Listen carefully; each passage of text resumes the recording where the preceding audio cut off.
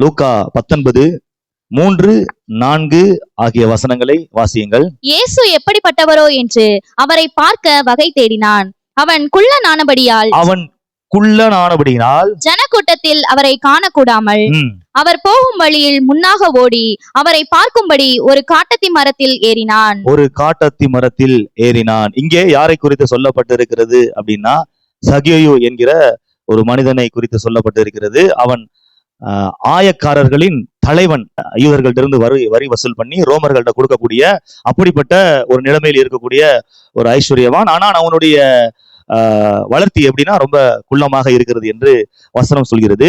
இயேசு அந்த வழியாக வருகிறார் என்கிறதை அவன் கேள்விப்பட்டு இயேசுவை எப்படியாச்சும் பார்க்கணும் அப்படின்னு சொல்லிட்டு அவர் வர்றதுக்கு முன்பதாகவே முன்னாடி ஓடி போய் ஒரு அத்தி மரத்துல என்ன பண்றான், ஏறி இயேசுவை பார்ப்பதற்காக ஆர்வத்தோடு ஆவலோடு வாஞ்சையோடு இருக்கின்றான். பாருங்க, அவனுடைய காரியங்கள் எப்படிப்பட்டது அப்படின்னா, அவன் உடல் கொஞ்சம் சற்று குறுகிய உடல், குள்ளமானவனாக இருக்கிறான். அது மாத்திரம் கிடையாது, அவன் சமுதாயத்திலே நிராகரிக்கப்பட்டவன், புறக்கணிக்கப்பட்டவன். ஏனென்றால் யூதர்களிடத்திலிருந்து வரியை வாங்கி ரோமர்களுக்கு கொடுக்கிறான். ரோமர்களுக்கு வரி கொடுப்பது யூதர்களுக்கு பிடிக்கவில்லை. ஆனால் இவன் ஒரு அதிகாரியாக, அந்த ரோம சாம்ராஜ்யத்திலே இருக்கக்கூடிய ஒரு அதிகாரியாக அவன் இருக்கின்றான். அவன் ஒரு யூதனாகவும் இருக்கின்றான், ஆபிரகாமின் பிள்ளையாகவும் இருக்கின்றான். ஆனால் யூதர்களுக்கு ஆதரவாக செயல்படாமல் ரோமர்களுக்கு ஆதரவாக செயல்படக்கூடிய ஒரு டிபார்ட்மெண்ட்ல அவன் இருக்கிறான். அப்ப அந்த மக்கள் மத்தியில, யூதர்கள் மத்தியில அவனுக்கு ஒரு கசப்பு எப்பயுமே இருந்துகிட்டே இருக்கும். மக்கள் அவங்கள அவன் மேல ஒரு கசப்புணர்வோட தான் இருப்பாங்க. அவனை நேசிக்க மாட்டாங்க. அவனை ஒரு விரோதியா தான் பார்ப்பாங்க. அப்படிப்பட்ட நிலைமையில தான் அந்த சகேயு என்கிற அந்த மனுஷன் இருக்கிறான். அவன் இயேசு எப்படிப்பட்டவரோ என்று பார்ப்பதற்காக மரத்துல ஏறி நிக்கிறான். பாருங்க, அவனுக்குள்ள ஒரு தாழ்வு மனப்பான்மை. என்ன அப்படின்னா, நம்ம ரொம்ப குள்ளமா இருக்கிறோம், என் சரீரத்துல ஏதோ ஒரு குறைபாடு இருக்குது. அது மட்டும் கிடையாது, சமுதாயத்துல எல்லாராலும் நான் புறக்கணிக்கப்படுகிறேன், எல்லாராலும் நான் மதிக்கப்படாத ஒரு நபராக இருக்கிறேன் அப்படின்ற ஒரு நிலைமையும் அவன்கிட்ட இருக்குது.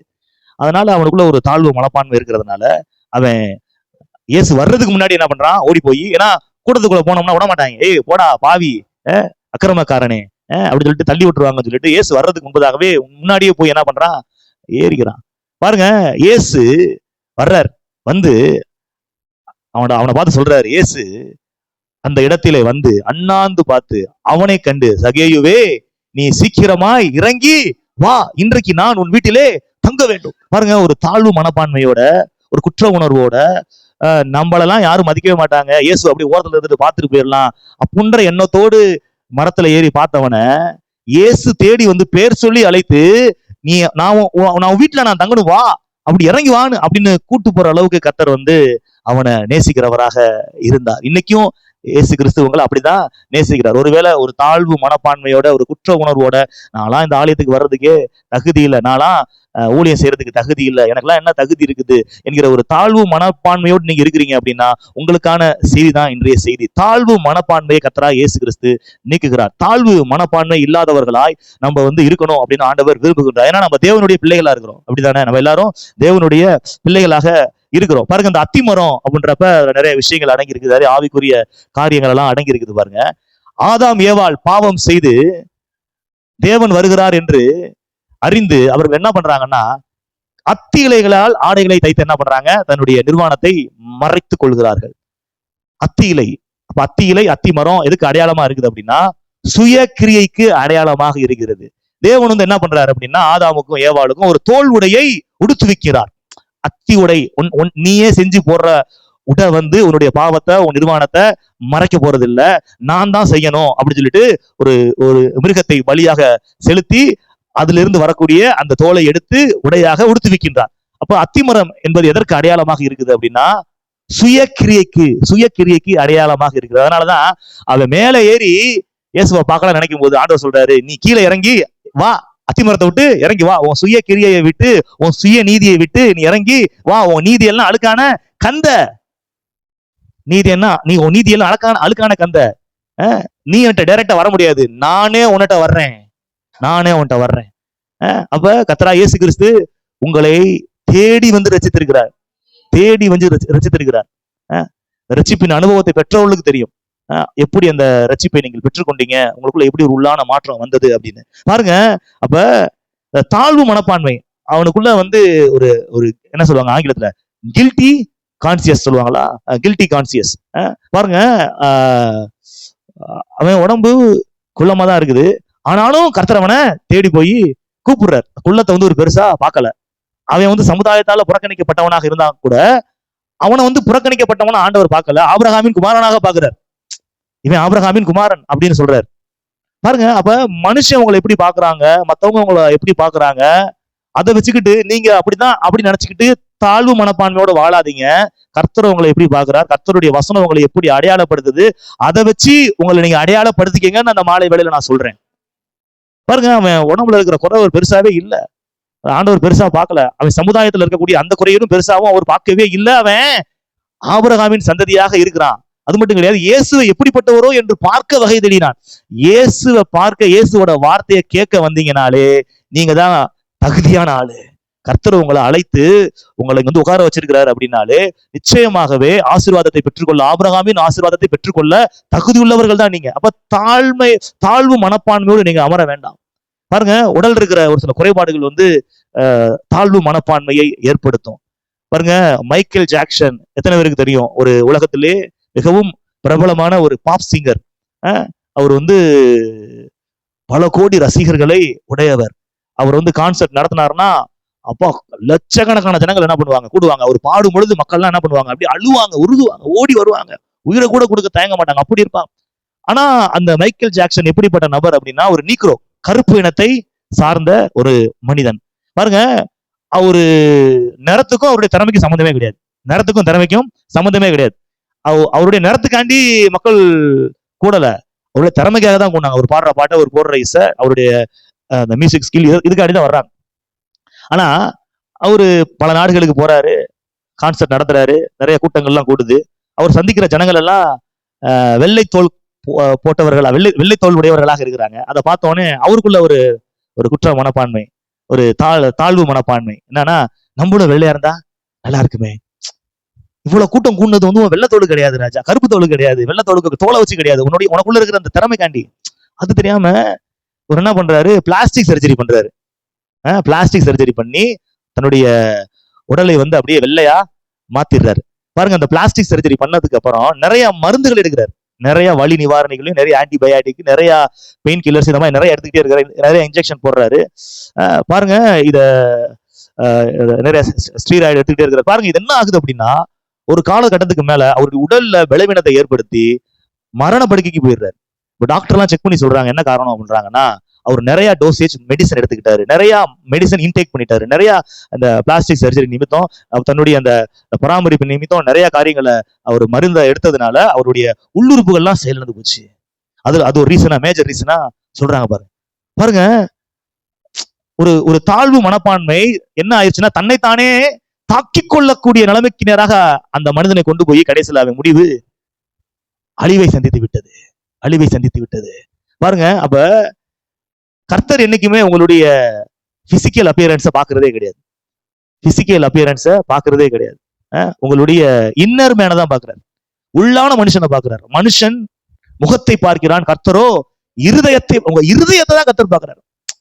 உங்க முகத்தை அவர் என்ன பண்ணல, முகத்தை பாக்குறது என்னன்னா, உங்க புறமான தோற்றத்தை அவரை பெருசா பாக்குறது கிடையாது, உள்ளதான் பாக்குறாரு. அப்ப சரீரத்துல இருக்கக்கூடிய ஒரு சில குறைபாடுகள், ஒரு சில விஷயங்களை கர்த்தர் வந்து பெருசா பாருங்க. மோசே கூட சொல்றான், என்ன சொல்றான், நான் திக்குவாயும் மந்தனாவும் உடையவன். அதை ஒரு பெருசாவே பார்க்கல. உன்னை அழைக்கிறவர் நான் அல்லவா, நான் யாருன்னு தெரியாம என்னட்ட நீ பேசிக்கிட்டு இருக்கிறியா, உன் வாயில வார்த்தையை வச்சதே நான் தான், உன் நாக்க படைச்சதே நான் தான், உன் நாசியில சுவாசம் வர்றதுக்கு முன்னாடியே உன்னை எனக்கு தெரியும், உன் எலும்புகள் உருவாவதற்கு முன்னதாக உன்னை அறிந்தவராக நான் இருக்கிறேன். அது தெரியாம நீ என்னமோ என்னட்ட வந்து டயலாக் பேசிக்கிட்டு இருக்கிற. பாருங்க, அப்ப நம்மளுடைய சரீரத்தில் இருக்கக்கூடிய அந்த குறைபாடுகளை வைத்து நாம் என்ன பண்ணக்கூடாது, தாழ்வு மனப்பான்மையோடு இருக்கக்கூடாது. ஒரு சிலருக்கு சரியா பேச தெரியாது, ஒரு சிலருக்கு சரியா பாட தெரியாது, ஒரு சிலருக்கு சரியா வாசிக்க வராது, ஒரு சிலருக்கு சரியா பிரசங்கம் பண்ண வராது, ஒரு சிலருக்கு சரியா வந்து ஒரு சில விஷயங்கள் எல்லாரும் மூலையும் செய்ய முடியாது.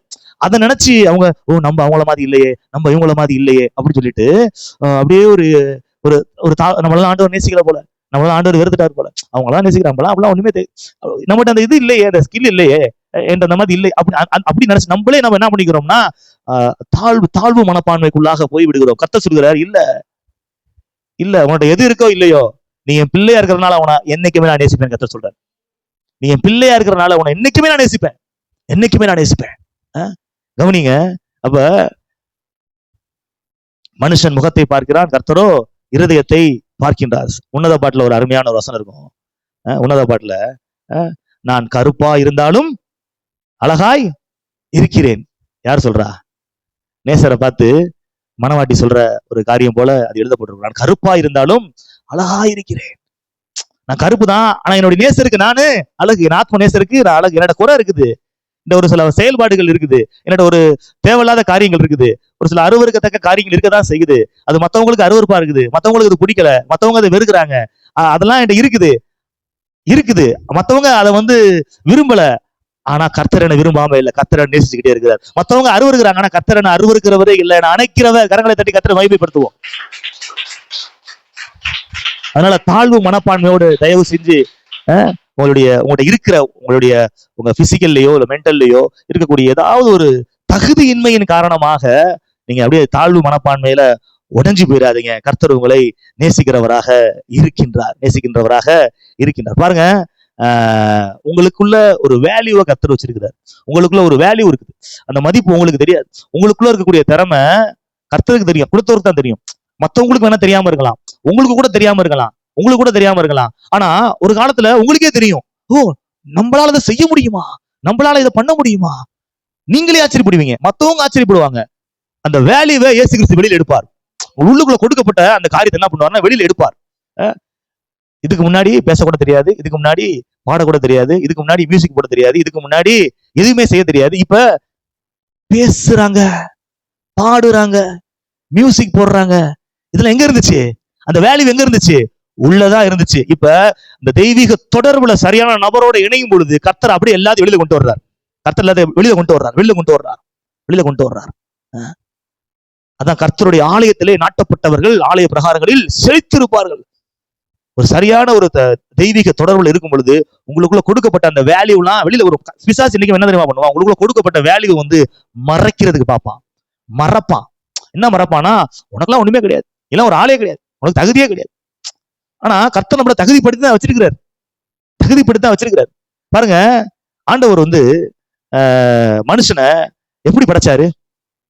ஆதியாகமம் 1ஆம் அதிகாரம் 27வது வசனத்தை படிச்சு பாருங்க. தேவன் தம்முடைய சாயலாக மனுஷனை சிருஷ்டித்தார், அவனை தேவ சாயலாகவே சிருஷ்டித்தார், ஆணும் பெண்ணுமாக அவர்களை யாரு சாயலாக படைச்சாரு? தேவ சாயலாகவே படைச்சார். தன்னுடைய சாயலாக தான் படைச்சிருக்கிறார். சரிங்களா? இப்ப ஆதாம யாவாலும் யாருடைய சாயல்? ஆதாம் ஏவாள் யாருடைய சாயல்? தேவ சாயலா இருக்கிறாங்க. இப்ப பிசாசு அவங்க என்ன சொல்றான்? எடுத்து வாசிங்களேன். அப்படியே 3ஆம் அதிகாரம் 5வது வசனத்தை வாசிங்க. 3ஆம் அதிகாரம் 5வது வசனம். நீங்கள் இதை புசிக்கும் நாளிலே உங்கள் கண்கள் திறக்கப்படும் என்றும் நீங்கள் நன்மை தீமை அறிந்து தேவர்களைப் போல் இருப்பீர்கள் என்றும் தேவன் அறிவார் என்றது. பாருங்க, தேவர்களைப் போல இருப்பீர்கள். இந்த பழத்தை சாப்பிட்டீங்கன்னா நீங்க தேவர்களை போல மாறிடுவீங்க. அது தேவனுக்கு தெரியும், அதனாலதான் அதை சாப்பிடக்கூடாதுன்னு சொல்லி இருக்கிறாரு. ஆக்சுவலா அவங்க தேவனை போலதான் சிருஷ்டிக்கப்பட்டிருக்கிறாங்க. தேவனை போலதான் சிருஷ்டிக்கப்பட்டிருக்கிறாங்க. இவன் என்ன சொல்றான்? நீங்க தேவனை போல இல்ல, இதை சாப்பிட்டாதான் நீங்க தேவனை போல மாறுவீங்க. தேவன் நீங்க சாப்பிட்டு தேவனை போல மாறிடக்கூடாதுன்றதுக்காண்டி தான் சாப்பிடக்கூடாதுன்னு சொல்லியிருக்கிறான்னு சொல்லிட்டு ஒரு வஞ்சகமான பொய்ய சூழ்ச்சியை சொல்லி ஏமாத்தி பாவம் பண்ண வச்சுட்டான். இன்னைக்கு சத்துரு அப்படிதான் பண்றான். பாருங்க, உங்களுக்கு தகுதி இல்ல, உங்களுக்கு அது இல்ல, இது இல்ல, நீங்க உங்களுக்கு அப்படின்னு சொல்லி உங்களை மட்டுப்படுத்தி உங்களுடைய வாழ்க்கையில நீங்க எழும்ப முடியாத அளவுக்கு, மேலே வர முடியாத அளவுக்கு உங்களை அப்படியே அமைக்கிறான். பொய்ய சொல்லி என்ன பண்ணிடுறான்? அமைக்கிறான். பாருங்க, அப்ப உங்க சரீரத்திலேயோ உங்களை மனதளவிலோ காணக்கூடிய தகுதியின்மைகள் ஒரு பெரிய இஷ்யூவே கிடையாது கர்த்தருக்கு முன்பதாக. பாருங்க, நான் வாலிப வயசுல இருக்கும்போது என்னுடைய உதடுல லிப்ல கீழே ரொம்ப ஒயிட்டா இருக்கும். அது ஒரு பெரிய ப்ராப்ளமே கிடையாது. ஆனா நான் என்ன பண்ணுவேன்? டாக்டர்கிட்ட போய் ஸ்கின் டாக்டர்கிட்ட போய் டாக்டர் எனக்கு உதடு ரொம்ப வெள்ளையா இருக்குது. அவர் பாப்பாரு, எங்கடா வெள்ளையா இருக்குது, சரி அப்படின்னு சொல்லிட்டு அவரு என்ன ஸ்பெஷல் மருந்தெல்லாம் எழுதி கொடுப்பாரு. ஒரு ரோலன் எல்லாம் கொடுத்தாரு. அப்பயே 20 வருஷத்துக்கு முன்னாடி 200 ரூபா, ஒரு வாரத்துக்கு தான் வரும். ஒருத்தரெல்லாம் தேய்ப்பேன், வெயில்ல போய் நிப்பேன், காமிப்பேன். அது எனக்கு ஒரு என்னடா மத்தவங்களுக்கு எல்லாம் அந்த மாதிரி, எனக்கு மட்டும் ஒரு மாதிரி இருக்குது. யார் என்கிட்ட அப்படி சொன்னது இல்ல. நானா கண்ணாடியை பார்த்துக்கிட்டு நம்ம உதடு வெள்ளையா இருக்கு, உதடு அசிங்கமா இருக்குது அப்படின்னு நினைச்சுக்கிட்டு அந்த அந்த டாக்டருக்கும் நல்லா ஒரு பேஷண்ட், சூப்பர் பேஷண்ட் கிடைச்சிட்டாண்டா அப்படின்னு சொல்லிட்டு நல்லா பில்ல தீட்டுறாரு. வார வாரம் வர வச்சு நல்லா பில்ல தீட்டிட்டே இருக்கிறாரு. அப்ப அடுத்து சொல்றாரு, அடுத்து ஒரு ஸ்பெஷல் ட்ரீட்மெண்ட் இருக்குது. என்னன்னா, உங்க உடம்புல இருக்கிற அந்த மெலனினை எடுத்து இங்க வந்து அப்படியே இம்ப்ளான்ட் பண்ணலாம். அதுக்கு ஒரு பிளாஸ்டிக் சர்ஜரி மாதிரி பண்ணிட்டா உங்களுக்கு உதடு கருப்பாயிரும். பண்ணிடலாம். அதுக்கு எவ்வளவு செலவாகும், இவ்வளவு செலவாகும். அதுக்கும் ஓகேன்னு இருக்கிறேன். அப்புறமேட்டுக்கு பார்த்தாதான் தெரியுது, ஒருத்தர் சொன்னாரு, உங்களுக்கு யாரு உதடு வெள்ளையா இருக்குன்னு சொன்னா? இல்ல நானா, யாராச்சும் உங்களை அப்படி சொல்லியிருக்கிறாங்களா? சொன்னதே இல்லை. அப்ப நீங்க தான் போய் ட்ரீட்மெண்ட் பார்த்து நல்லா தாங்க இருக்கு, ஏன் நீங்க உதட இப்படி நீங்க பாருங்க. சின்ன ஒரு டிஃபரன்ஸ், சின்ன ஒரு வேரியேஷன், அதை நான் வந்து பெரிய இஷ்யூவா எடுத்துக்கிட்டு நான் எனக்குள்ள ஒரு குற்ற உணர்வு அது ஆகி, மத்தவங்கள மாதிரி நான் இல்ல, மத்தவங்கள மாதிரி இல்ல அப்படின்னு சொல்லிட்டு நான் பாட்டுக்கு ட்ரீட்மெண்ட் பார்த்துட்டு இருக்கிறேன். இப்படி பாருங்க, அநேகர் அப்படிதான் பாருங்க. ஒரு சில பேர் பாருங்க, மூஞ்சி நிறமே கருப்பா தான் இருக்கும், கருப்பா தான் இருக்கும். இவங்க மூஞ்ச சோப்பு போட்டு கழுவாங்க, வெள்ளையாகாது. இன்னொரு சோப்பு போட்டு மறுபடியும் கழுவும், நான் பாத்திருக்கேன். இந்த சோப்பு அந்த சோப்பு போட்டு கழுவாங்க, என்ன கூட வெள்ளையாகாது. கடைசியில டென்ஷன் ஆகி போயிடும். மூஞ்செல்லாம் பல சோப்பு போட்டு மாத்தி குளிச்சதுனால மூஞ்செல்லாம் பருவா கொப்பளம். கடைசியில வீட்டை விட்டு வெளியில வரல ஒரு ஆளு. என்னடா நான் மூஞ்செல்லாம் கொப்பளம் ஆயிடுச்சு, வீட்டுக்கு நான் வெளியில வரமாட்டேன். என்ன போட்ட மூஞ்சுக்கு சோப்பு போட்டேன். எத்தனை சோப்பு போட்டேன்? 5 சோப்பு போட்டு பார்த்தேன். பாருங்க, இயற்கையாகவே கர்த்தர் நம்மள அழகா தான் படைச்சிருக்காரு. எத்தனை பேர் சொல்றீங்க? ஒரு நபரை குறித்து நான் கேள்விப்பட்டேன். அவருக்கு வந்து ஸ்கின்ல வந்து சின்ன சின்னதா வெள்ளை வெள்ளையா மூஞ்சி சைடும் கழுத்து சைடும் இருக்குது. சின்ன வயசுல இருந்தே இருந்திருக்குது. அது கல்யாணம் முடிச்சிட்டாரு, அவரு பிள்ளைகளும் பிறந்துட்டாங்க. அந்த மனைவி கூட, அந்த நபருடைய மனைவி கூட அந்த இஷ்யூவை வந்து பெருசா நினைக்கல. இது என்னங்க ஒரு பெரிய விஷயமே, மனைவி நினைக்கல. ஆனாலும் அவருக்கு கொஞ்சம் காசு பணம் வந்த உடனே இதை எப்படியாச்சும் சரி செய்யணும்னு சொல்லிட்டு ஒரு டாக்டர்கிட்ட போய் மெடிசனா வாங்கி நிறைய மெடிசனை சாப்பிட்றாரு, இன்ஜெக்ஷன் போடுறாரு. இந்த கருப்பு டாட்ஸ்லாம் வரணும், பிளாக் டாட்ஸ்லாம் வரணும், இந்த மெலனின் வரணும் அப்படின்றதுக்காண்டி இன்ஜெக்ஷன்லாம் போட்டு என்னென்னமோ பண்ணி பாருங்க, நல்லா இருந்த உடம்ப நாசமாக்கிட்டாரு. இப்ப என்ன ஆச்சுன்னா, ஓவர் மருந்து எடுத்து கிட்னி ஃபெயிலியர் ஆயிடுச்சு. என்ன சொல்ல வரேன்னா, ஒரு தாழ்வு மனப்பான்மை ஒரு மனுஷனை தன்னைத்தானே தாக்கக்கூடிய நிலைமைக்கு கொண்டு போயிருது, அழிக்கக்கூடிய நிலைமைக்கு கொண்டு போயிருது. அப்ப நீங்க எப்படி இருந்தாலும் கர்த்தர் உங்களை நேசிக்கிறார். அது எனக்கு போதும். பாருங்க, அப்ப சரீரத்திலேயோ மனதளவிலேயோ காணப்படக்கூடிய ஒரு தகுதியின்மை உங்களுக்குள்ளே ஒரு தாழ்வு மனப்பான்மையை கொண்டு வரக்கூடாது. கர்த்தர் உங்களை என்றுமே நேசிக்கிறவராக இருக்கிறார். அடுத்து இன்னொரு வசனத்தை வாசிங்க. 1 சாமுவேல், கொஞ்சம் வேகமாயிடுங்க. 1 சாமுவேல் 9ஆம் அதிகாரம் 20, 21 ஆகிய வசனங்களை வாசிங்க. 3 நாளைக்கு முன்னே காணாமற் போன கழுதைகளை பற்றி கவலைப்பட வேண்டாம், அவைகள் அகப்பட்டது. இதல்லாமல் சகல இஸ்ரவேலின் அபேட்சையும் யாரை நாடுகிறது? உன்னையும் உன் வீட்டார் அனைவரையும் அல்லவா என்றான். உன்னதானே எல்லாரும் தேடிக்கிட்டு இருக்கிறாங்க, நீ கழுதையை தேடிக்கிட்டு இருக்கிற. ராஜா எங்களுக்கு வேணும்னு சொல்லிட்டு கேட்டாங்க. ராஜா, கர்த்தர் காட்டின ராஜா சவுலாகிய நீதான். மக்கள்லாம் யாரு ராஜான்னு தேடிட்டு இருக்கிறாங்க, நீ கழுதைங்க தேடிட்டு இருக்கிற. பாருங்க, வாசிங்க. அப்பொழுது சவுல் பிரதியுத்தரமாக, நான் இஸ்ரவேல் கோத்திரங்களிலே சிறிதான பென்யமீன் கோத்திரத்தான் அல்லவா? இஸ்ரவேல் கோத்திரங்களிலே சிறிதான பென்யமீன் கோத்திரத்தான். பென்யமீன் கோத்திரத்து குடும்பங்களில் எல்லாம் என் குடும்பம் அற்பமானது அல்லவா? என்னுடைய குடும்பம் அற்பமானது. நீர் இப்படிப்பட்ட வார்த்தையை என்னிடத்தில் சொல்வானேன் என்றான். பாருங்க, அவன்கிட்ட வந்து ஒரு சில தகுதிகள் இருக்கிறது. அந்த தகுதியை கூட அவனால அக்செப்ட் பண்ண முடியல. ஒரு தாழ்வு மனப்பான்மைக்குள்ளாக அவன் செல்கின்றான். எப்படிப்பட்ட தகுதி அப்படின்னா, ஒரு ராஜாக்குரிய ராஜ கம்பீரம் இருக்குது, ராஜாக்குரிய வளர்த்தி இருக்கிறது, ராஜாக்குரிய எல்லா தகுதியும் அவன்கிட்ட இருக்குது. கர்த்தர் அவனை, சரி இவனை ராஜாவை ஆக்கலாம் அப்படின்னு சொல்லிட்டு அவனை தெரிந்து கொண்டிருக்கிற கர்த்தர் தான் சொல்றார். வருவான், கழுதையை தேடி ஒருத்தன் வருவான் அப்படின்னு சொல்றார். பாருங்க, அவனுடைய வளர்த்தியை குறித்து வசனம் சொல்லுது. 1 சாமுவேல் 9ஆம் அதிகாரம் 2வது வசனம். சவுலை குறித்து, அவனுக்கு சவுல் என்னும் பேருள்ள சௌந்தரியமான வாலிபனாகிய ஒரு குமாரன் இருந்தான். இஸ்ரவேல் புத்திரரில் அவனை பார்க்கிலும் சௌந்தரியவான் இல்லை. பாருங்க, இஸ்ரவேல் புத்திரரில் அவனை பார்க்கிலும் சௌந்தரியவான், நல்ல அழகுள்ளவன், நல்ல ஜெய்ஜாண்டிகா, நல்லா என்ன சொல்றது, ஹேண்ட்ஸமா இருக்கிறான். வாசிங்க. எல்லா ஜனங்களும் அவன் தோளுக்கு கீழாய் இருக்கத்தக்க, எல்லா ஜனங்களும் எல்லா ஜனங்களும் இஸ்ரவேல் மக்கள் எல்லாரும் அவன் தோளுக்கு அப்ப அவன் எவ்வளவு ஹைட்டா இருக்கான்னு பாத்துக்கோங்க. அவன் எவ்வளவு ஹைட்டா அவன் இருக்கிறான். உயரமுள்ளவனாய் இருந்தான். உயரமுள்ளவனாய் இருந்தான் பாருங்க. ஆனாலும் அவனுக்குள்ள என்ன இருக்குதுன்னா ஒரு தாழ்வு மனப்பான்மை. நான் வந்து அற்பமான ஒரு குடும்பத்தை சார்ந்தவன், நான் ஒரு பெஞ்சமின் கோத்திரத்தான், என்ன போய் ராஜாவா அப்படின்ற மாதிரி ஒரு நினைப்பு. பாருங்க, நம்மகிட்ட ஒரு சில தகுதிகள் இருக்குது, நம்மகிட்ட ஒரு சில ஸ்கில்ஸ் இருக்குது, நம்மகிட்ட ஒரு டேலண்ட்ஸ் இருக்குது, ஒரு சில விஷயங்கள் உள்ளுக்குள்ள இருக்குது, ஒரு சில வேல்யூஸ் கர்த்தர் உள்ள கொடுத்துருக்கிறார். அதோட அருமை நம்மளுக்கு தெரியறது இல்ல, அது நம்மளுக்கு தெரியறது இல்ல. ஆனா அது மத்தவங்களுக்கு தெரியுது. மத்தவங்களுக்கு தெரிஞ்சாலும் நம்ம அதை அங்கீகரிக்கிறது இல்ல. ஒரு சில பேருக்கு உங்களுக்கு தெரியுது, மத்தவங்களுக்கு தெரியுது இல்ல. ஒரு சில பேருக்கு மத்தவங்களுக்கு தெரியுது, உங்களுக்கு தெரியறது இல்ல.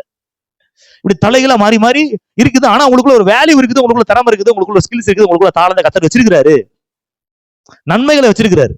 அப்ப நன்மைகள் திறமைகள் இருந்தாலும் நான் எதுக்கு லாய்க்கு இல்ல, நான் ஒரு குப்பை, நான் ஒரு தூசி, இந்த வேலையை செய்ய எனக்கு தகுதி இல்ல, இந்த காரியத்தை செய்யறதுக்கு என்னால முடியாது, இதெல்லாம் அவங்க தான் செய்ய முடியும், இவங்க தான் செய்ய முடியும், இவங்கெல்லாம் அங்கதான் போக முடியும், நம்மளால இதை வாங்க முடியாது, நம்மளால இதை மெயின்டைன் பண்ண முடியாது, நம்மளால இங்கெல்லாம் போக முடியாது, அதெல்லாம் அவங்க பண்ண முடியும், நம்மளால பண்ண முடியாது, நம்ம எதுக்கு தகுதி, நம்மளுக்குலாம் இதான் ஏழைக்கேத்த எள்ளு உருண்டை. என்னது ஏழைக்கேத்த எள்ளு உருண்டை? நீங்க ஏழையா? இல்ல, உங்களை ஐஸ்வர்யமாக்கும்படி கர்த்தராகிய இயேசு கிறிஸ்து கல்வாரி சிலுவையிலே தரித்திரரானார். அவர் கல்வாரி சிலுவையிலே தரித்திரரானது உண்மையானால் நீங்கள் ஐஸ்வர்யவான்களாக இருப்பது உண்மை.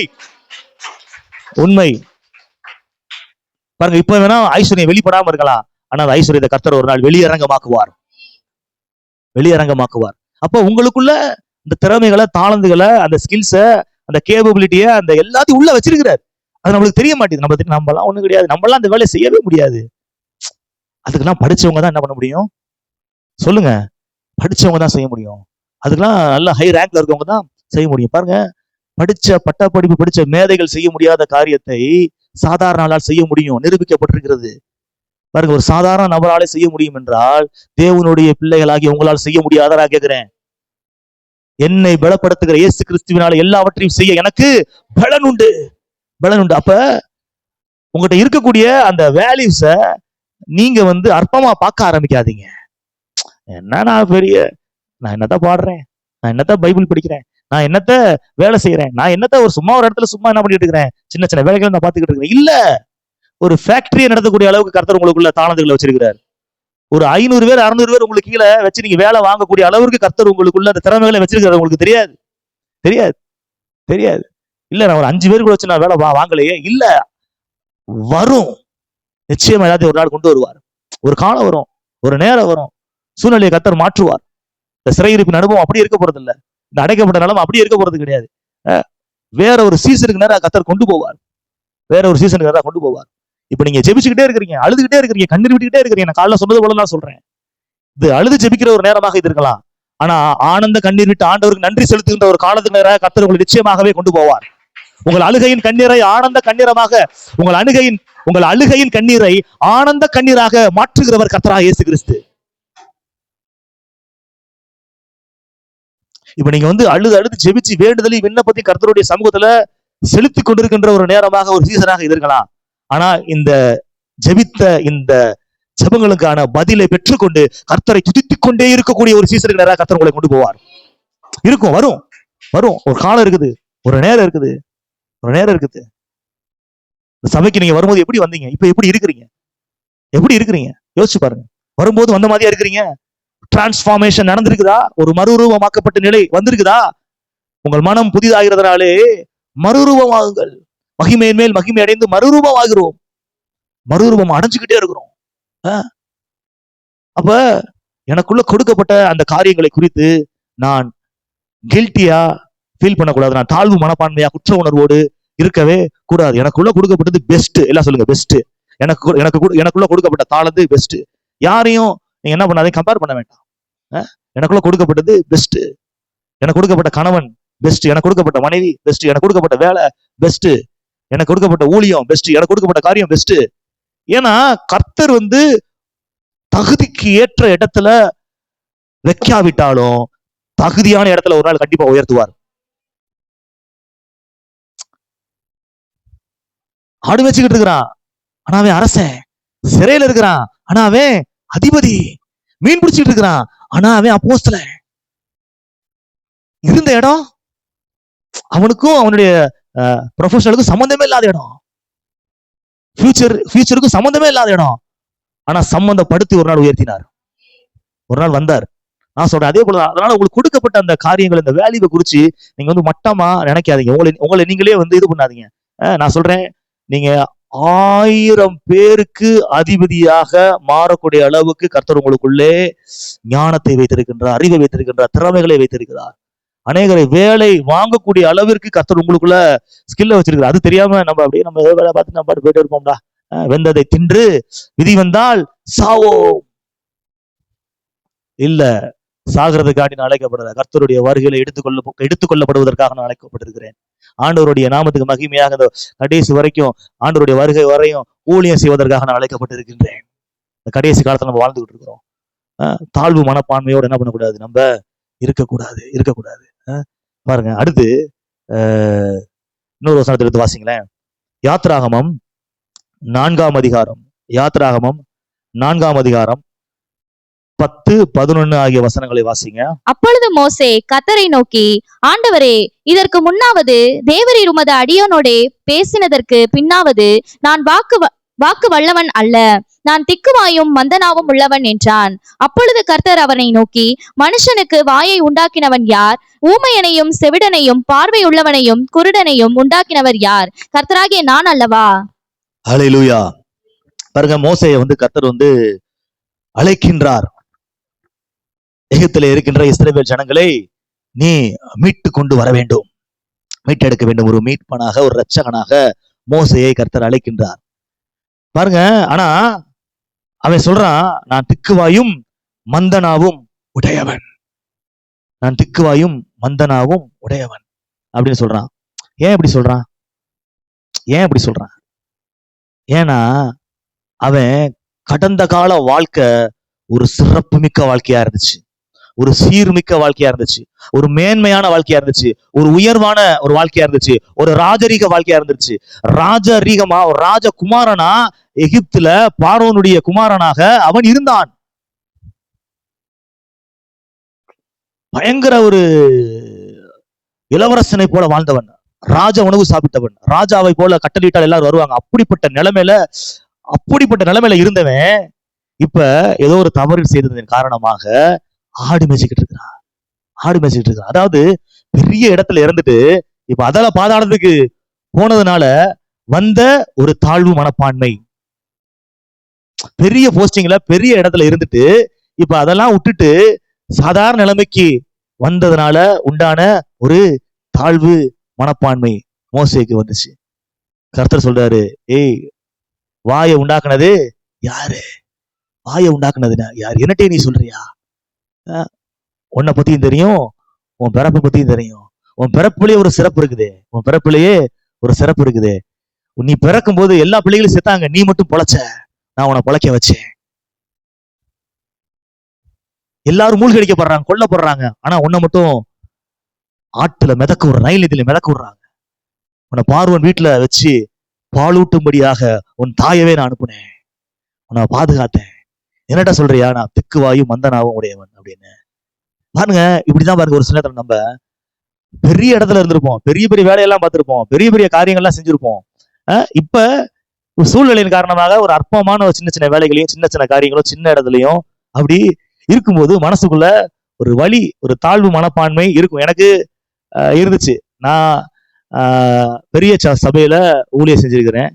500-600 பேர் இருக்கக்கூடிய சபையில நான் பிரசங்கம் பண்ணியிருக்கிறேன். அப்படிப்பட்ட சபையில பாஸ்டரா இருந்தேன். இங்க மதுரைக்கு வரும் பொழுது ரொம்ப கம்மியான ஜனங்கள்.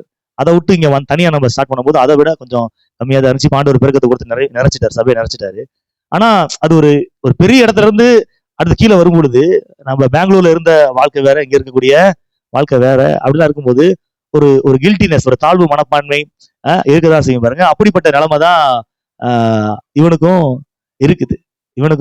இருக்குது பாருங்க. ஆனா அவன் சாதாரண ஆள் கிடையாது, மோசே சாதாரண ஆள் கிடையாது. அவனை குறிச்சு வசனம் சொல்லுது.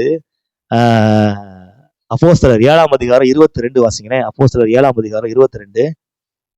அப்போஸ்தலர் 7ஆம் அதிகாரம் 22. மோசே எகிப்தியருடைய சகல சாஸ்திரங்களிலும் கற்பிக்கப்பட்டு வாக்கிலும் செய்கையிலும் வல்லவனானான். பாருங்க, அவனுக்கு எல்லாமே தெரியும்.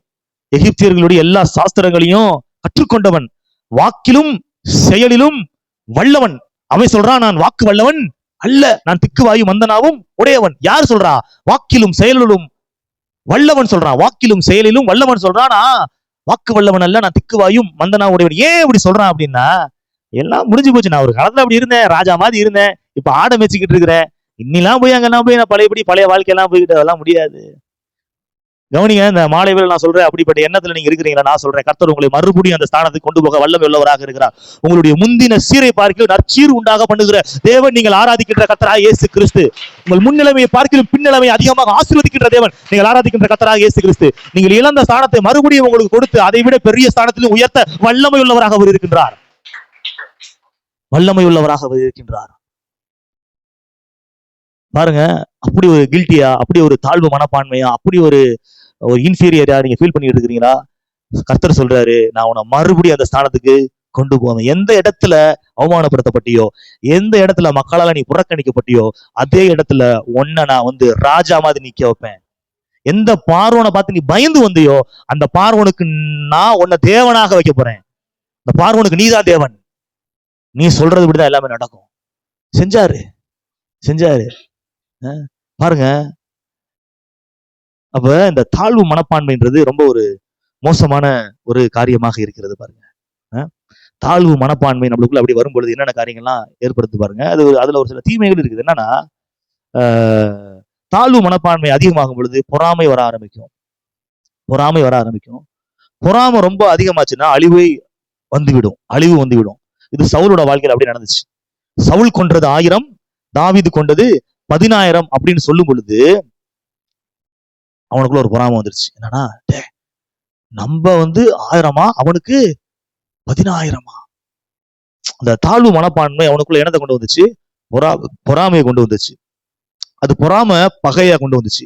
பகை அவனை கொலை செய்யும்படியாக தூண்டுச்சு. கடைசியில என்ன ஆச்சுன்னா, தன்னைத்தானே அழித்துக் கொள்ளக்கூடிய அளவிற்கு, தற்கொலை செய்யக்கூடிய அளவிற்கு சவுல் துணிந்து விட்டான். பட்டயத்தை நாட்டி விட்டு அதில் விழுந்து சாகுற அளவுக்கு துணிஞ்சிட்டான். அந்த அளவுக்கு போயிட்டான், விழுந்து உயிர் போல. என்ன காரணம்னா, அந்த தாழ்வு மனப்பான்மை. பாருங்க, பொறாமை யாரு படுவாங்கன்னா, தாழ்வு மனப்பான்மையில அதிகமா இருக்கிறவங்க பொறாமை கண்டிப்பா படுவாங்க. ஆனா நான் நல்லா தான் இருக்கிறேன், நான் பிளஸிங்கா தான் இருக்கிறேன், எனக்கு என்ன இவங்களுக்கு எனக்கு கம்பேர், அதெல்லாம் முடியாது, நான் ஆண்டவருக்கு சிறப்பு மிக்கவன் அப்படின்ற மனசுல இருக்கிறவங்க யாருமே என்ன பண்ண மாட்டாங்க? பொறாமப்படவே மாட்டாங்க. அப்ப பொறாமை யாருமே நம்ம என்ன பண்ணக்கூடாது? படவே கூடாது. பாருங்க, அப்ப இந்த தாழ்வு மனப்பான்மைக்கு என்னென்ன காரணங்கள் அப்படின்றத நான் சுருக்கமா சொல்லி முடிச்சிடுறேன். எடுத்து வாசிங்க. 2 கொரிந்தியர் 10:12. 2 கொரிந்தியர். ஆகிலும் தங்களை தாங்களே மெச்சிக்கொள்ளுகிற சிலருக்கு நாங்கள் எங்களை சரியாக்கவும் ஒப்பிடவும் துணிய மாட்டோம். பாருங்க, எங்களை நாங்கள் சரியாக ஒப்பிடவும் துணிய மாட்டோம். உங்களை நீங்களே மெச்சிக்கொள்றீங்கல்ல, நாங்க எங்களையும் உங்களையும் கம்பேர் பண்றதுக்கு கூட நாங்க துணிய மாட்டோம். தங்களை கொண்டு தங்களை அளந்து கொண்டு தங்களுக்கே தங்களை ஒப்பிட்டுக் கொள்ளுகிற அவர்கள் புத்திமான்கள் அல்ல. அப்ப என்ன சொல்ல வர்றாரு அப்படின்னா, யாரையும் யாரோடு என்ன பண்ணாதீங்க? கம்பேர் பண்ணாதீங்க. யாரையும் யாரோட கம்பேர் பண்ணி பாத்தீங்கன்னா நீங்க அந்த என்ன வந்துடும்? தாழ்வு மனப்பான்மை உங்களுக்குள்ள வந்துடும். பாரு, அவங்கள பாரு அப்படி இருக்கிறாங்க, நம்மள பாரு இப்படி இருக்கிறோம், அவங்களுக்கு பாரு ஏசி இருக்குது, நம்மளுக்கு ஒண்ணுமே இல்ல. அவங்களுக்கு பாரு பைக் இருக்குது, நம்ம இன்னும் சைக்கிள்ல தான் போறோம். அவங்களுக்கு பாரு பைக் இருக்குது, அவங்களுக்கு கார் இருக்குது, நம்மளுக்கு பைக் கூட என்ன டியூ கட்ட முடியல. இப்படி மத்தவங்களை பார்த்து ஒப்பிட்டு இருக்கும் பொழுது, ஒப்பிட்டு செயல்படும் பொழுது அது உங்களுக்குள்ள தாழ்வு மனப்பான்மையை கொண்டு வரும். கர்த்தர் உங்களுக்கு சிறப்புமிக்க ஆசீர்வாதங்களை கொடுக்கிறார். கர்த்தர் உங்களுக்கு யூனிக்கான பிளெஸிங்கா கொடுக்கிறார்.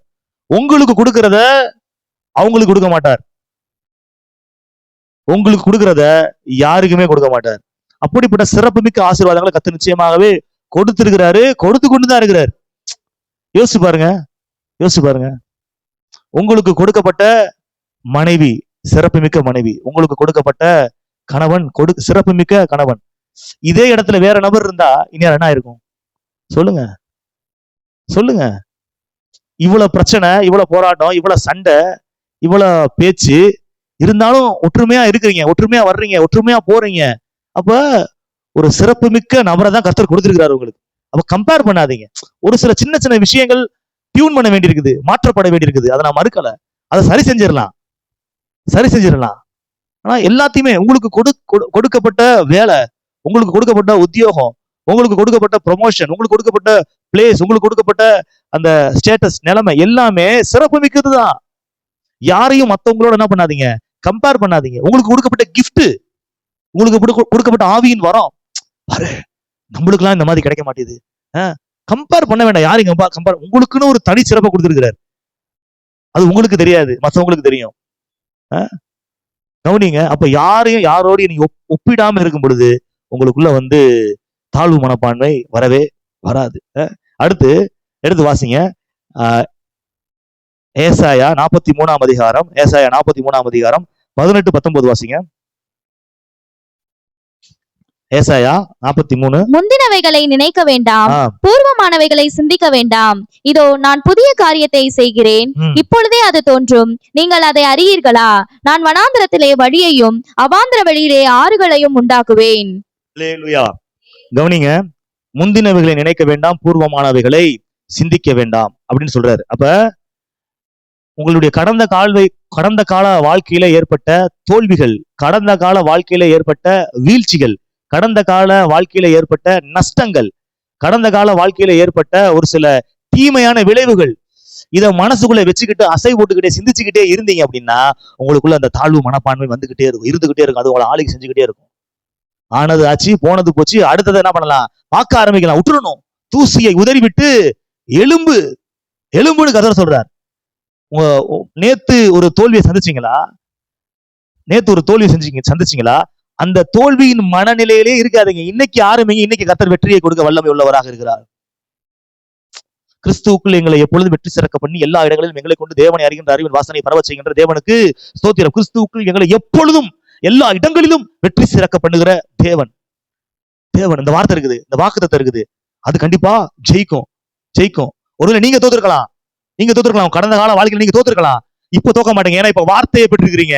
இப்ப கர்த்தருடைய ஆசீர்வாதம் கூட இருக்குது, கர்த்தருடைய வாக்குத்தத்தம் உங்க மேல இருக்குது. அதனால இப்ப நீங்க தோக்க மாட்டீங்க. ஏன்னா வசனம் தோக்காது, வசனம் ஜெயிக்கும். வசனம் மேற்கொள்ளும், வசனம் ஜெயிக்கும். அப்ப கடந்த காலத்துல நடந்த அந்த தோல்விகளையும் இழப்புகளையும் நஷ்டங்களையும் எண்ணிக்கிட்டே இருந்தீங்கன்னா கண்டிப்பா தாழ்வு மனப்பான்மை வரும். அந்த வாய்ப்பை விட்டுட்டேனே, அந்த சந்தர்ப்பத்தை விட்டுட்டேனே, அது கை நழுவி போச்சே, அது மட்டும் கிடைச்சிருந்தா இல்ல, அதை விட பெஸ்டா சிறப்பா கர்த்தர் கொடுக்க வல்லமை உள்ளவராக இருக்கிறார். முந்தினவைகளை நினைக்க வேண்டாம், பூர்வமானவைகளை சிந்திக்க வேண்டாம். இதோ புதிய காரியத்தை நான் உனக்கு செய்கிறேன். நான் வனாந்தரத்திலே வழிகளையும் அவாந்தரத்திலே ஆறுகளையும் ஏற்படுத்துகின்ற தேவன் கர்த்தராகிய இயேசு கிறிஸ்து. அடுத்து எது ஒரு மனுஷனுக்கு தாழ்வு மனப்பான்மை ஏற்படுத்துது அப்படின்னா, எடுத்து வாசிங்களேன். சங்கீதம் 64, 3-4 ஆகிய வசனங்களை வாசிங்க. அவர்கள் தங்கள் நாவை பட்டயத்தை போல் கூர்மையாக்கி, பட்டயம்னா கத்தி, வாள், கூர்மையாக்கி மறைவுகளில் உத்தமன் மேல் எய்யும் பொருட்டு கசப்பான வார்த்தைகளாகிய தங்கள் அம்புகளை நாணேற்றுகிறார்கள். கசப்பான வார்த்தைகளாகிய தங்கள் அம்பு. வாய் வில்லு, வார்த்தை அம்பு. கசப்பான வார்த்தை வச்சு இல்ல, வாயில வில்லா அம்பு வச்சு என்ன பண்றாங்களா, ஏய்கிறார்களா, அம்புகளை நாணேற்றுகிறார்கள். சற்றும் பயமின்றி சடுதியில் அவன் மேல் எய்கிறார்கள். பாருங்க, வாயின் வார்த்தைகள். இன்னொரு வசனம் சொல்லுது, சங்கீதம் 143 சொல்கிறது, சர்ப்பத்தை போல் தங்கள் நாவை கூர்மையாக்குகிறார்கள், அவர்கள் உதடுகளின் கீழ் விரியன் பாம்பின் விஷம் இருக்கிறது. இங்க கசப்பான வார்த்தைகளாகிய அம்பை எய்கிறாங்க. இங்க பாம்பின் விஷம் போல, நஞ்சு போல இருக்கக்கூடிய வார்த்தைகளினால் எங்க அம்பை எய்தி குத்துறாங்க. இங்க வாயை வச்சு வார்த்தையினால குத்துறாங்க, குத்தவும் செய்யறாங்க. அதாவது என்னன்னா, ஒரு சில பேர் பேசின அந்த வார்த்தைகள் நம்மளுக்குள்ள அப்படியே தாழ்வு மனப்பான்மையை ஏற்படுத்தும். இவங்க எல்லாம் சொல்லாதீங்க, இவங்க நல்லா இருக்காது, இவங்க எல்லாம் கூப்பிடக்கூடாது, இவங்களை ரிஜெக்ட் பண்ணி ஒரு மாதிரி நம்ம காதுல கேட்கற மாதிரி என்ன பண்ணிடுவாங்க, பேசிடுவாங்க. இவங்களுக்குலாம் அதெல்லாம் செய்ய முடியாது அப்படின்னு சொல்லிட்டு பேசுவாங்க. இவங்க எல்லாம் இங்க வந்தா நல்லா இருக்காது, இவங்க எல்லாம் கூப்பிடக்கூடாது, நம்ம காது கூட பேசியிருப்பாங்க, நம்மள மட்டம் தட்டி இருப்பாங்க, நம்மள மரியாதை இல்லாம பேசியிருப்பாங்க.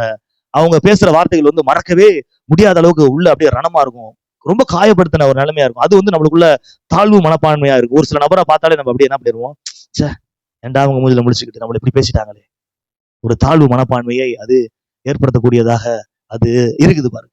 அப்ப வாயின் வார்த்தைகள் ஒரு மனுஷனுக்குள்ள என்ன பண்ணுதுன்னா தாழ்வு மனப்பான்மை, எதிர்மறையான வாயின் வார்த்தைகள், அம்புகளை போல எய்யப்படுகின்ற வாயின் வார்த்தைகள், பாம்பின் விஷம் போல கசப்பான ஒரு விஷமாக கொட்டப்படுகின்ற வாயின் வார்த்தைகள், இது அவனுக்குள்ள ஒரு தாழ்வு மனப்பான்மையை ஏற்படுத்தி அந்த மனுஷன் அப்படியே முடங்க பண்ணுகிறது, மேலே எழும்பி வர முடியாமல் அவன் அப்படியே மட்டுப்படுத்துகிறது. சரி, இந்த தாழ்வு மனப்பான்மையிலிருந்து வெளிவர நாம் என்ன செய்ய வேண்டும் அப்படின்னா, பாருங்க, ஒரு விஷயத்தை நம்ம நல்லா தெரிஞ்சுக்கிறோம். நான் தேவனுடைய சாயலின்படி, அவருடைய ரூபத்தின்படி சிருஷ்டிக்கப்பட்டவன், நான் தேவனுடைய புத்திரன், நான் தேவனுடைய புத்திரி. இந்த உலகத்துல உங்களை பெற்றவங்க கூட உங்களை மதிக்காம இருக்கலாம், பிள்ளையா ஏற்றுக்கொள்ளாம இருக்கலாம், உங்க சொந்தக்காரவங்க கூட உங்களை சொந்தமா ஏற்றுக்கொள்ளாம இருக்கலாம், உங்க சகோதரர்களும் சகோதரிகளும் கூட உங்களை அண்ணனா, தம்பியா, தங்கச்சியா, அக்காவா ஏற்றுக்கொள்ளாம இருக்கலாம். ஆனா ஒரு உண்மை இருக்குது, என்னன்னா நீங்க கர்த்தருடைய பிள்ளையா இருக்கிறீங்க. ஒரு உண்மை இருக்குது, அது மெய்யான உண்மை, மெய்யான அன்பு, அது மாறவே மாறாது. கர்த்தர் உங்களை நேசிக்கிறார். நீங்க கர்த்தருடைய சாயல்படி சிருஷ்டிக்கப்பட்டிருக்கிறீங்க. வசனம் சொல்லுது, ஆகாயத்து பட்சிகளை கவனித்து பாருங்கள், அவைகள் விதைக்கிறதும் இல்லை, அறுக்கிறதும் இல்லை, களஞ்சியத்தில் சேர்த்து வைக்கிறதும் இல்லை, அவைகளையும் உங்கள் பரமபிதா பிழை பூட்டுகிறார். அவைகளை பார்க்கிலும் நீங்கள் விசேஷித்தவர்கள் அல்லவா, விசேஷித்தவர்கள் அல்லவா. பாருங்க, அது ஆகாயத்து வானத்துல பார்க்கிற பறவைகள் அது விதைக்குதா? போய் நிலத்துல போய் விதைக்குதா? விதைச்சு தண்ணி எல்லாம் பாய்ச்சி வளர்ந்த பிறகு அறுவடை பண்ணி கதிரை எடுத்து அதை இது பண்ணி ப்ராசஸ் எல்லாம் முடிஞ்ச பிறகு அதை சாப்பிடுதா? அது விதைக்கிறதும் கிடையாது, அறுக்கிறதும் கிடையாது, களஞ்சியத்துல சேர்த்து வைக்கிறதும் கிடையாது. அவைகளையே கர்த்தர் என்ன பண்றாருன்னா பிழை பூட்டுகிறார். நீங்க என்ன பண்றீங்க? விதைக்கிறீங்க, வேலை செய்யறீங்க, உங்க உழைப்பை விதைக்கிறீங்க, உங்க ஊழியத்துல விதைக்கிறீங்க, உங்க காரியத்தை விதைக்கிறீங்க, அறுக்கிறீங்க, அறுவடையும் அறுக்கிறீங்க, சேர்த்து வைக்கிறீங்க. அப்ப கர்த்தர் உங்களை எப்படி பிழை பூட்டாம இருப்பார்? அவைகளை பார்க்கிலும் நீங்கள் விசேஷித்தவர்கள், ஆகாயத்து பறவைகளை பார்க்கிலும் நீங்கள் விசேஷித்தவர்கள். இந்த எண்ணம் உங்களுக்குள்ள இருக்கணும். நான் தேவனுடைய ரூபத்தின்படியும் தேவனுடைய சாயலின்படி சிருஷ்டிக்கப்பட்டவன், நான் தேவனுக்கு விசேஷமானவன், விசேஷமானவள். மற்றவர்கள் என்னை விசேஷமானவளாக பார்க்காமல் இருக்கலாம், விசேஷத்து கூட கூப்பிடாம கூட ஒதுங்கி ஓரமா போயிருக்கலாம், பத்திரிக்கை கூட அங்க வச்சிருப்பாங்க, எங்க வைக்காம கூட போயிருக்கலாம். ஆனா நான் கர்த்தருக்கு விசேஷமானவன், விசேஷமானவள் என்கிற அந்த உணர்வு உங்களுக்கு இருக்கணும். மத்தவங்க மதிக்கிறாங்க, மதிக்காம போறாங்க, கண்டுக்கிறாம போறாங்க, பார்த்துட்டு மூஞ்சி திருப்பி போகட்டும். கர்த்தருடைய முகத்தின் ஒளி என் மீது பிரகாசித்துக் கொண்டிருக்கின்றது, அவருக்கு நான் விசேஷித்தமானவன். அதனாலதான் இந்த வார்த்தையை உட்கார வச்சு கேட்க வச்சுக்கிட்டு இருக்கிறாரு. சும்மாலாம் இங்க உட்கார வச்சு கேட்க வைக்கல, அதனால நீங்க வர வச்சு இந்த வார்த்தையை கேட்க வச்சுக்கிட்டு இருக்கிறாரு. ஏன்னா நீங்க விசேஷமானவர்களாக இருக்கிறதுனால. இந்த உணர்வு உங்களுக்குள்ள இருந்துச்சுன்னா உங்களுக்குள்ள தாழ்வு மனப்பான்மை வரவே வராது. விலையேற பெற்ற ரத்தத்தினாலே நீங்க மீட்டெடுக்கப்பட்டிருக்கிறீங்க. இயேசு கிறிஸ்துவின் விலையேற பெற்ற ரத்தத்தினாலே மீட்டெடுக்கப்பட்டிருக்கிறீங்க. விலையேற பெற்ற ரத்தம், தேவனுடைய ரத்தத்தினாலே உங்களை மீட்டெடுத்து ரட்சிப்பு கொடுத்திருக்கிறாரு அப்படின்னா, அப்ப எவ்வளவு நீங்க ஒரு பிரிசியஸான ஆளு, எவ்வளவு மதிப்பு மிக்க ஆளு. தெரிஞ்சுக்கங்க, பரலோகத்துல உங்க பேர் எழுதப்பட்டிருக்குது, உன்னதங்களிலே அவரோடு கூட உட்கார வைக்கப்பட்டிருக்கிறீங்க. உங்களுக்காக ஒரு குடியிருப்பை கர்த்தர் வச்சிருக்கிறாரு. நம்முடைய குடியிருப்போ பரலோகத்திலே இருக்கிறது. வசனம் சொல்லுது, நித்திய ஜீவனுக்கு முன்குறிக்கப்பட்டிருக்கிறீங்க. அப்ப எவ்வளவு விசேஷமான ஆளு நீங்க. உங்களுக்காக ஜெபிக்கும் போது ஆவியானவர் உங்க மேல இறங்குறாரா இல்லையா? அப்பவே நீங்க விசேஷமான ஆள். தெரிஞ்சுக்கங்க, ஆவியானவர் உங்க மேல வல்லம் இறங்குதா இல்லையா? கர்த்தருடைய வல்லம் இறங்குது, அக்கினி இறங்குது, உங்க மேல பிரியமா இருக்கிறவங்க இறங்குறாரு. மனுஷனுடைய ஒரு தயவு, மனுஷனுடைய தொடுதல் கிடைக்காது. ஒரு சில அன்புக்காக நம்ம ஏங்குவோம், ஒரு சில நபர்களோட அன்புக்காக ஏங்குவோம். நம்ம நெருங்க கூட மாட்டாங்க, பேசக்கூட மாட்டாங்க, ஒதுங்கி போவாங்க. ஆனா நம்ம மேல அப்படியே இறங்கி நம்மள அப்படியே நிரப்புறாரு பாருங்க கர்த்தராகிய ஆவியானவர். கரங்களை தட்டி ஆவியானவருக்கு நன்றி சொல்லுவோம். Thank you Jesus, thank you Holy Spirit, thank you Holy Spirit. நான் பிரமிக்கத்தக்க அதிசயமாய் உண்டாக்கப்பட்டபடியால் உம்மை துதிப்பேன். நான் பிரமிக்கத்தக்க அதிசயமாய் உண்டாக்கப்பட்டிருக்கிறேன். என்ன மாதிரி யாருமே கிடையாது, எனக்குன்னு ஒரு யூனிக் கேரக்டர், யூனிக் பர்சனாலிட்டியை கர்த்தர் கொடுத்திருக்கிறார். என் கைரேகை மாதிரி உலகத்துல யாருக்குமே கிடையாது. என்னுடைய பேச்சு, என்னுடைய தாளந்து, என்னுடைய கிருபை வரங்கள் மாதிரி வேற யாருக்கும் கிடையாது. எனக்கு வித்தியாசமா கர்த்தர் என்ன யூனிக்கா பிரமிக்கத்தக்க அதிசயமா என்ன சிருஷ்டிச்சிருக்கிறார், படைச்சிருக்கிறார். இந்த உணர்வுலாம் உங்களுக்குள்ள இருக்கணும். அடுத்து நீங்க எங்க இருந்து வந்தீங்க அப்படின்னு வசனம் சொல்லுது. 1 பேதுரு 2ஆம் அதிகாரம் 9வது வசனத்துல, நீங்களோ உங்களை அந்தகாரத்தில் இருந்து தம்முடைய ஆச்சரியமான ஒளியினிடத்திற்கு வரவழைக்கப்பட்டவருடைய புண்ணியங்களை அறிவிக்கும்படி தெரிந்து கொள்ளப்பட்ட சந்ததியாயும் ராஜரீக ஆசாரிய கூட்டமாயும் பரிசுத்த ஜாதியாயும் அவருக்கு சொந்த ஜனமாயும் இருக்கிறீங்க. அவருக்கு சொந்த ஜனமா நான் இருக்கிறேன், நான் ராஜரீக ஆசாரிய கூட்டமா இருக்கிறேன், அவருக்கு நான் பரிசுத்த ஜாதியா இருக்கிறேன். அதனால எனக்குள்ள எந்த தாழ்வு மனப்பான்மையும் வரப்போறது இல்ல. ஒரு காலத்துல அந்த காலத்துல கிடந்தேன், இருள கிடந்தேன், பாவத்துல கிடந்தேன், அடிமைத்தனத்துல கிடந்தேன், அழுக்கல கிடந்தேன், அசுத்தத்துல கிடந்தேன். அங்கிருந்து என்ன தூக்கி அன்பின் குமாரன் ஆகிய ராஜ்யத்திற்குள்ள, இயேசு கிறிஸ்து ராஜ்யத்திற்குள்ள என்னை கொண்டு வந்து கர்த்தர் வச்சுட்டாரு. இன்னைக்கு நான் அவருடைய புண்ணியங்களை அறிவிக்கும்படியாக இந்த உலகத்துல வைக்கப்பட்டிருக்கிறேன். சுவிசேஷத்தை சொல்லும்படியாக, கர்த்தருடைய வார்த்தையை பிரசங்கிக்கும்படியாக இந்த உலகத்துல நான் வைக்கப்பட்டிருக்கிறேன் என்கிற அந்த நோக்கம் தெரிஞ்சுச்சுன்னா உங்களுக்குள்ள தாழ்வு மனப்பான்மை வராது. நான் வைக்கப்பட்ட நோக்கம் ஆண்டவருடைய வார்த்தையை பிரசங்கிக்க, அறிவிக்க. அடுத்து வசனம் சொல்லுது, எபேசியர் 2ஆம் அதிகாரம் 10வது வசனம் சொல்லுது, நற்கிரியைகளை செய்வதற்கு நாம் கிறிஸ்து இயேசுவுக்குள் சிருஷ்டிக்கப்பட்டு தேவனுடைய செய்கைகளாய் இருக்கிறோம். இன்னைக்கு கர்த்தர் என்ன சுவிசேஷம் அறிவிப்பதற்காகவும் நற்கிரியைகளை செய்து தேவ அன்பை இந்த உலகத்திற்கு வெளிப்படுத்தி காட்டுவதற்காக ஒரு நோக்கத்தோட இந்த உலகத்துல வச்சிருக்கிறார். ஒரு நோக்கம் எனக்கு இருக்குது, எனக்கு வேலை இருக்குது, எனக்கு ஒரு டியூட்டி இருக்குது. நற்கிரியைகளை செய்யணும், நற்கிரியைகளை செய்யணும், நல்ல விஷயங்களை செய்யணும். பாருங்க, அப்ப இப்படிப்பட்ட தன்மைகள், இப்படிப்பட்ட எண்ணங்கள் உங்களுக்குள்ள இருந்துச்சுன்னா கண்டிப்பா தாழ்வு மனப்பான்மை வரவே வராது. ஒரு குற்ற மனப்பான்மை, ஒரு கில்ட்டி கான்சியஸ் உங்களுக்குள்ள வரவே வராது. நீங்க எழும்பிடுவீங்க, எழுப்பி பிரகாசிப்பீங்க, ஜெயிச்சிருவீங்க, ஜெயம் எடுத்துருவீங்க, வெற்றி சிறந்துருவீங்க. கரங்களை தட்டி கர்த்தரை ஸ்தோத்தரிப்போம். யாவரும் எழுந்து நிற்போம். Thank you Lord, thank you Jesus.